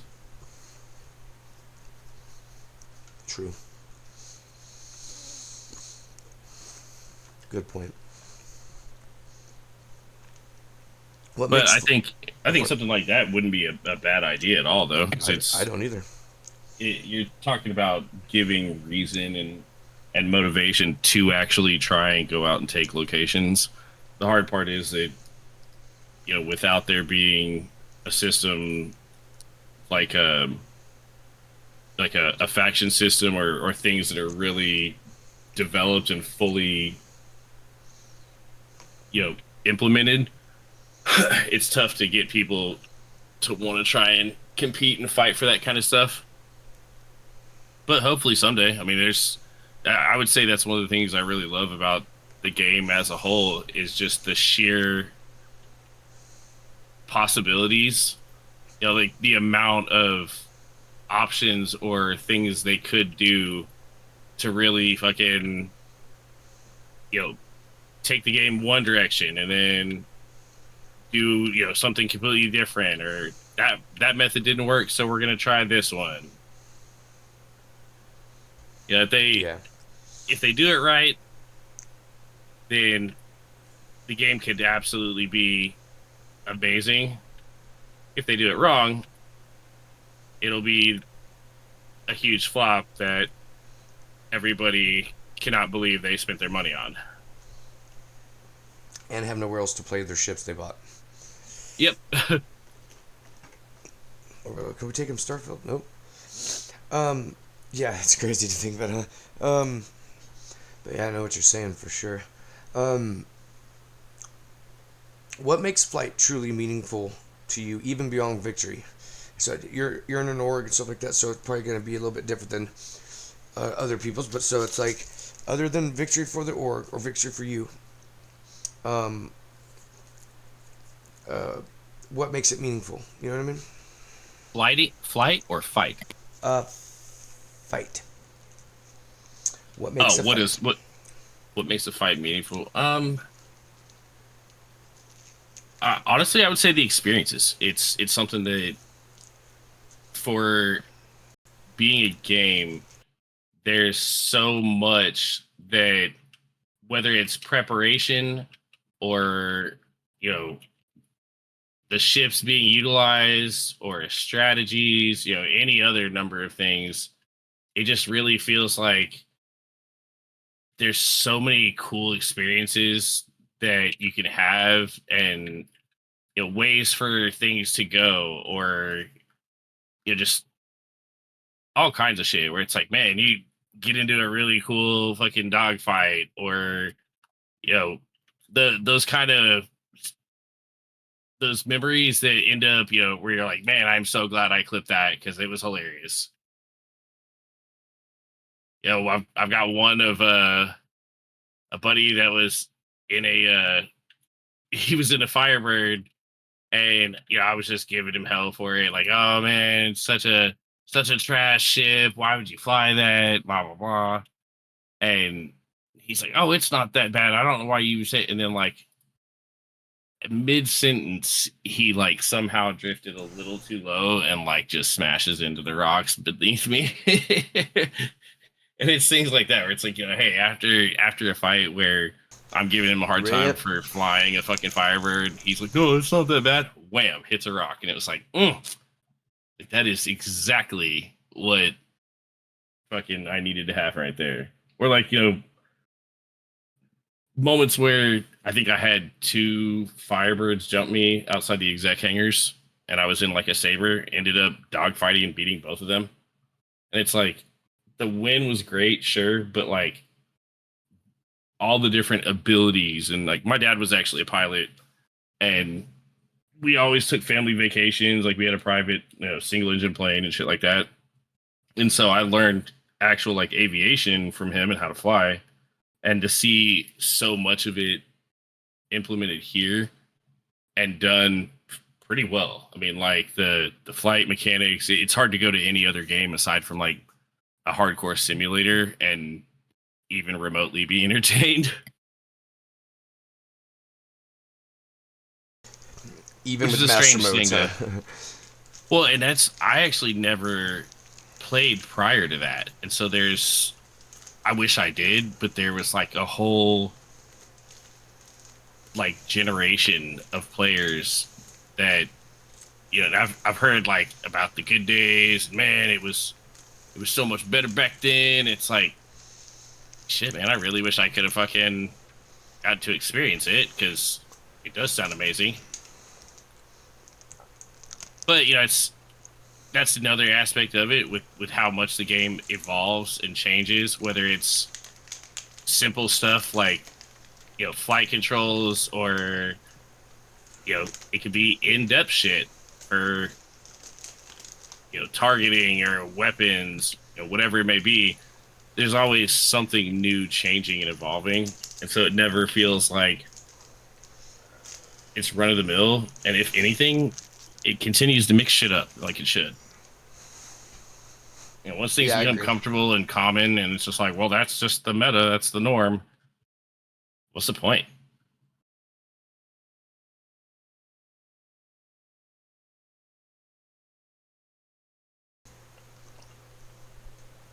Um, do you think players have misconceptions about PvPers a lot? Absolutely, absolutely. It's the difference between somebody being able to ask for help and say, "Hey, man, I'm really not sure how to do this," or could you teach me how, or however you want to ask it. But I think it people get this idea that Star Citizen should be what their opinion of a perfect version is, and they don't ever stop and say, well, is this going to be fun for everybody, or is this just what I want personally? And that's the big question. If you I always try and like pose that question to people whenever they're complaining in like the P or whatever, and just say like, hey man, like say you actually like say Star Citizen was exactly the way every person in the world would want it to be. Like there was no one that complained about it or was unhappy. How would it be? Every person says the same thing. dude, there's no way that would happen. I mean, like, it's just not possible. It's like, exactly, man. Like, that's the whole point. It's like, it's not going to be absolutely perfect for everybody. There's going to be things that this person or that person wants changed or disagrees with, but it's like, doesn't mean you have to completely give up the game. And that's really the thing that sets SC apart from other games. It's just like the amount of money that people have put in just to turn around and be like, I don't like this flight model, so I'm not going to play it.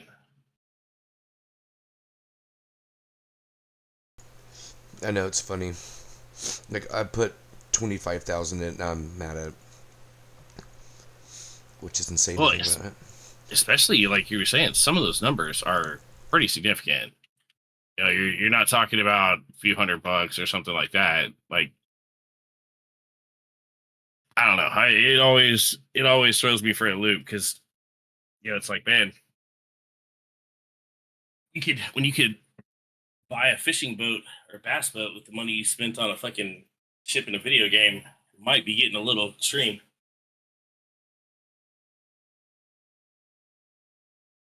Yeah, like a mid-sized car, you could buy it brand new over the thing. Yeah, it's like it's a cheap used car for your kid's first vehicle or Straight up. an Idris.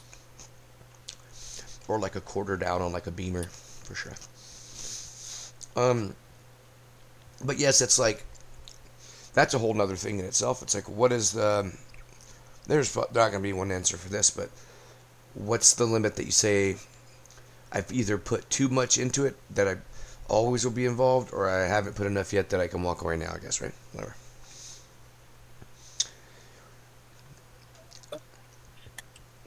So let's see. So, What do you think? like, are you asking if there's a limit to like if I spend If you spend to a certain 50K, see, I what would it wouldn't take to say get you that mad at the game?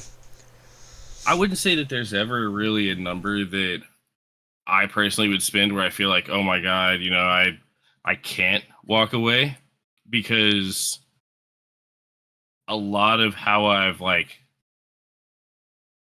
built my account and hell, the things people have gifted me and shit that it doesn't actually ever get to the point of, man, yeah, I'm not going to play anymore. I think if anything, it's kind of you know, I could get money back out of it, but I'm always mindful of, how much goes into it and whether or not it's, worthwhile. Is it something I could see myself doing or, things like that.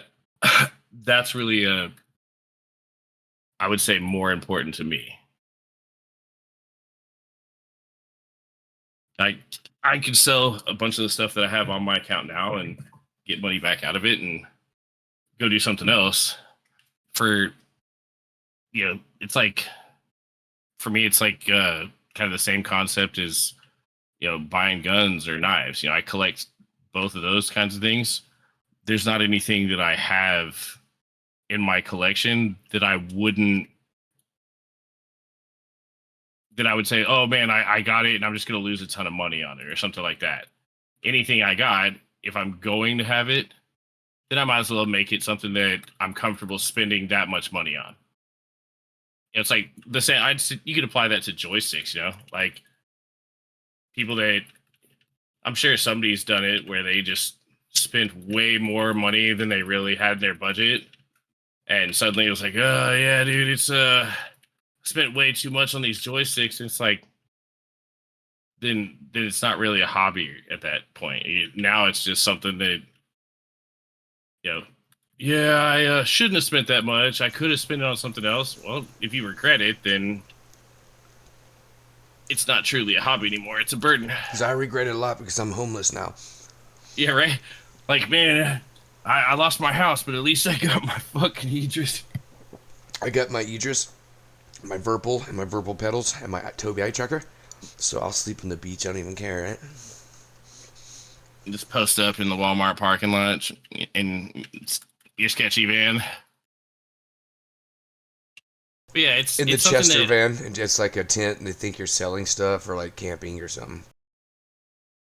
well, like I guess when they for the price tag that's on a lot of ships and things like that, I can see how, like, I mean, hell, even with my girlfriend, I'm surprised that there are moments where she hasn't been like, well, man, it was really that much money. Like, hey, that's a lot. But it's something that if I have a ship or if I'm going to pledge it, then it's only going to be with the understanding of what I'm spending the money on and that it is within my budget and all that good shit. It's I think that's the big difference.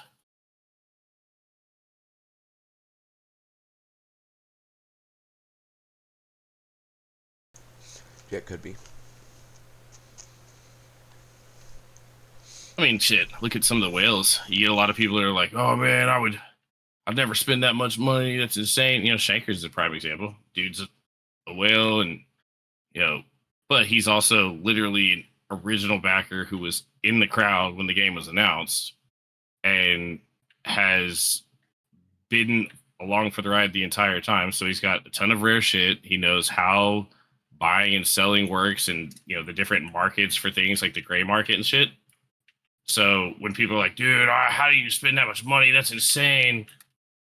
Those people don't realize it's not like he spent all that and just, you know, bought like, skins and ships and shit like that for himself. It was also money made by, buying fucking store credit and, buying ships and accounts and things like that. It's like, oh, okay, well, when you look at it from that aspect, suddenly, like, dude, I'm not going to go into another man's finances or anything, but the numbers that can be made off of like ILW or IAE are pretty substantial for a video game.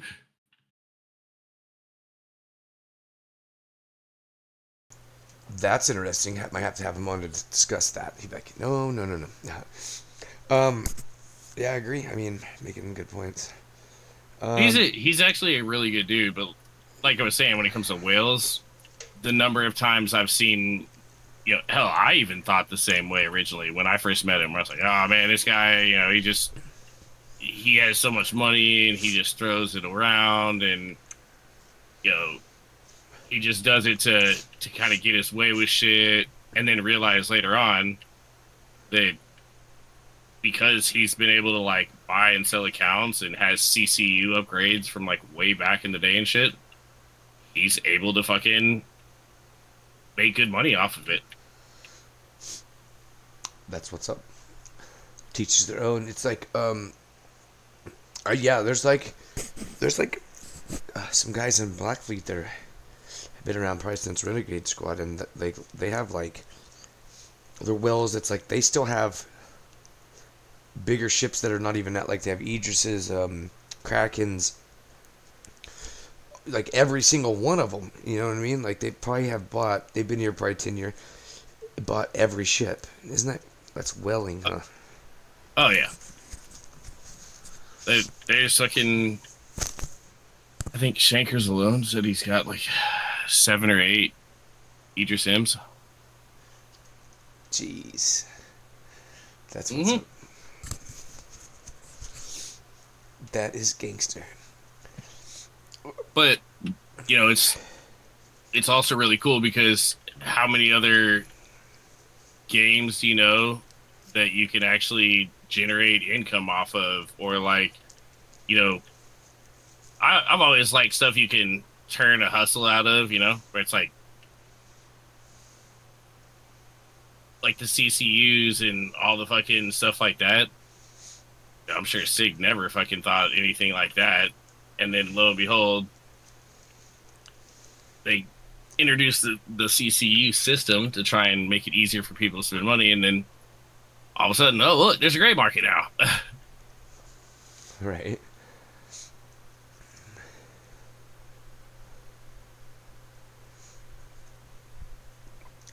Um, any orgs or pilots, streamers, or SC legends you want to recognize?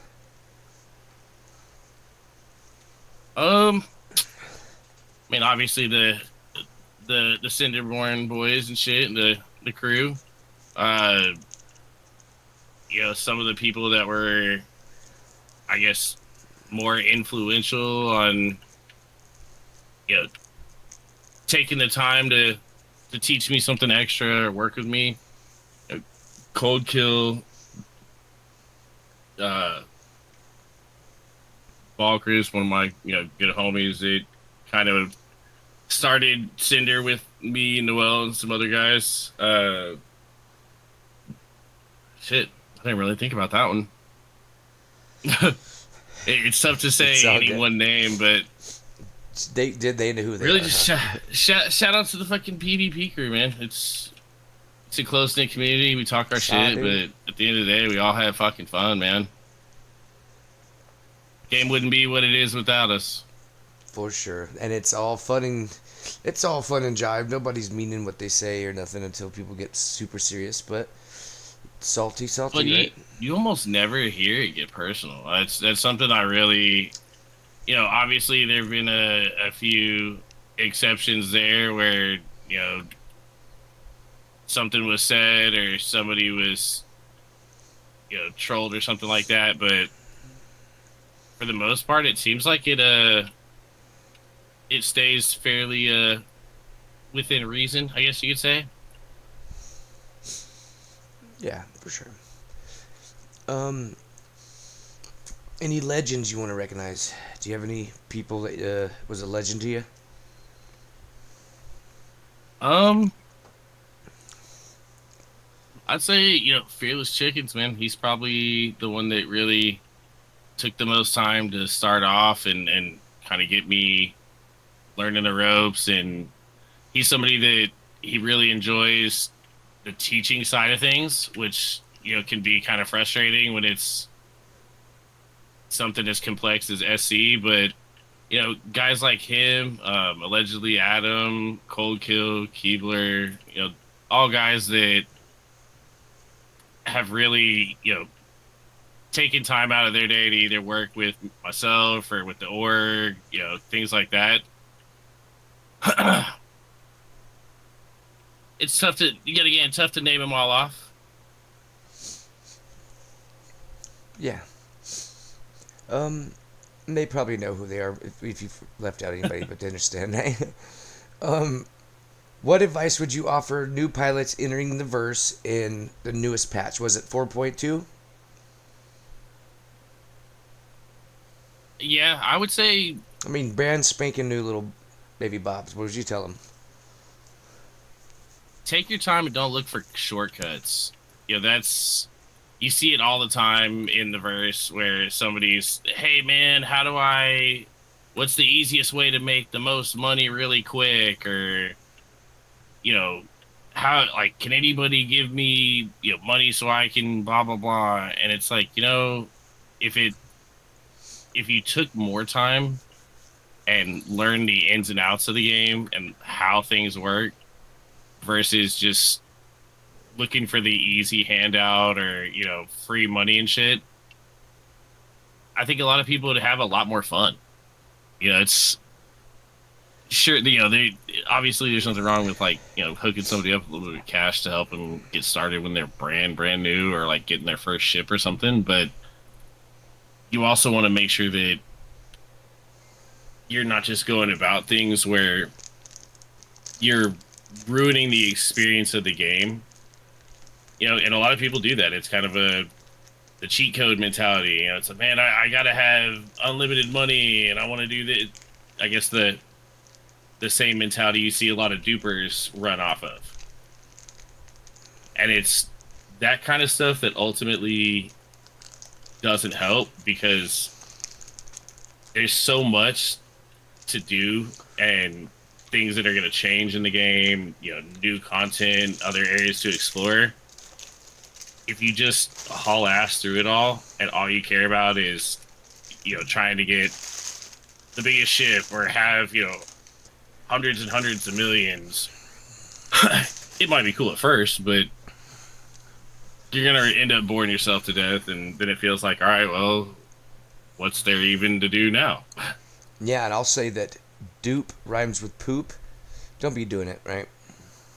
Yeah, it's kind of a slippery slope. You know, a lot of people argue about the legitimacy of stuff like the insurance fraud. You know, like, well, you're doing it too In when real life you or know. game? Oh, which yes, Oh, versus tonight. No, in the joking. game, it's whenever people pay to have like the the components replaced on their ships, and they'll say, well, that's basically the same thing as duping, but the reality is the method, like doing it that way, where you pay to have your components and weapons put back on, the loadout for just my saber alone, like all my guns, components, missiles, all that shit, are I think it's like 580,000. Yeah, that's rich problems right there. Well, it's a lot of people yet again they're like, oh, that's duping, but the reality is I'm paying over 500,000 for those parts, Yeah, so for it's not sure. like I'm getting the parts cheap. I'm not getting them free. It's not really duping in that same sense. Therein lies the difference. That's where it lies. Any funny stories that you've any funny PU stories that you've had recently? Um,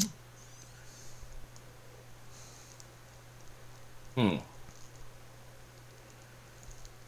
No, I mean not anything really They crazy or probably get blurred outlandish. together because you guys are hard in the paint a lot. You know what I mean? I mean, I wouldn't say there's like any one like crazy one that was like, wow, that was insane. But lately, it's been a lot of really fun variety as far as like using bigger cap ships, and then we did a ICT Geo battle against some of the SM guys, and shit like that, where it's finding new ways to hell, we were airdropping into the worm with the ICT Geos from like my Polaris way above. So, things like That's that where cool.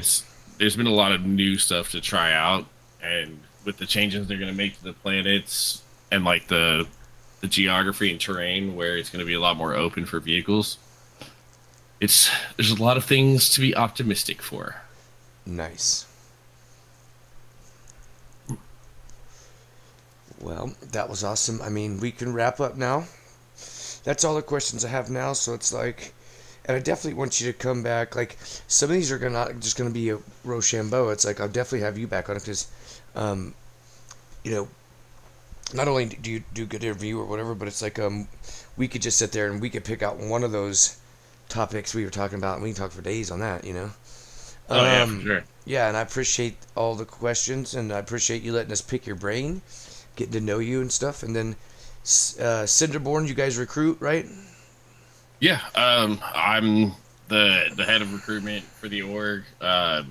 We're laid back. We like to be competitive in PvP, not to any like extreme or military type standards or anything like that. But we're a group that wants to get better at all the different games we play, but also have fun and have it feel like a brotherhood and a place where everybody in the group's got your back, and wants everyone else to improve. No one feels like they're forced to be around anybody, or doesn't feel like their voice is heard. So if anybody wants to come by, feel free to check us out. It's discord.gg/cinderborn. Nice. And how's Garden Gray doing? uh, Gradle, is he doing good? he's actually I think he's on the path to rehabilitation. He's yeah, I haven't heard him mention getting suspended off fucking Spectrum for a while, so he might really be turning his life around. Who knows? Either way, it's funny, so it's up to him. It's cool. Um, He's otherwise definitely cool. got that fire for sure. Yes, he does. And his heart, and maybe in places that he needs to get wait a minute. No, I'm just joking. Definitely in his heart, though. He's a good guy. Well, if you just want to add anything or have anything else, shout outs to anybody or anything, we can go ahead and wrap it up for this one. We went 2 hours, which is awesome, right? And Yeah. you, I appreciate you coming. And like you said, since let me get some of those other org mates of yours and let me do some interviews with them. Yeah. Yeah. And you'll be back on. I'm gonna do some more like where like they're gonna be not just this topic. I'm gonna have like one topic or two topics and have like a little round table or something. It'd be really cool Yeah, for sure. for in the future. But yeah, you always roll out and say what's up though, and I appreciate it. And check him out. You'll see him in PU. He'll be saying some stuff for sure. And if you want to fight, just say what's up, and he'll fight you. Um, so yeah, I appreciate it, and we'll do this again. All right, Absolutely, brother. Appreciate you having me. for sure.